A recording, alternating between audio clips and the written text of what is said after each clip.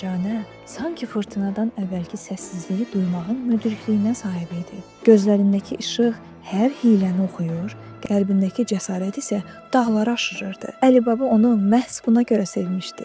Quldurların dükana daxil olduğu an Mərcanə onların saxta təbəssümlərinin arxasındakı qanlı qılıncları gördü. Qərar verdi ki, bu bəlanı zəka ilə dəf etmək lazımdır. O quldurların yanında elə bir söhbət açdı, hadisələri elə dolambac yollarla nəql etdi ki, quldurlar düzgün yerə gəldiklərindən şübhəyə düşdülər. Mərcanə deyirdi: Bizim üçün ən böyük xəzinə qardaşın qardaşı olan etibarıdır.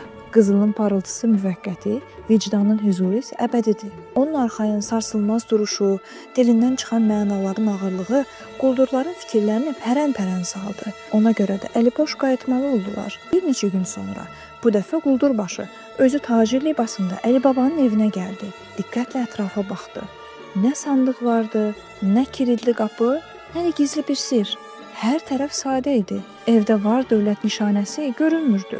Mərcanə qonağı sakit qarşıladı. Çay süzüb qarşısına qoydu. Quldur başçısı fincanı götürüb dedi: Deyirlər bu tərəflərdə bəxti gətirən adamlar var. Mərcanə gülümsədi. Amma cavabı deməyə tələsmədi. Evin bir küncündən köhnə, boş bir sandıq gətirdi. Qapağını açdı. Sandığın içi tamamilə boş idi.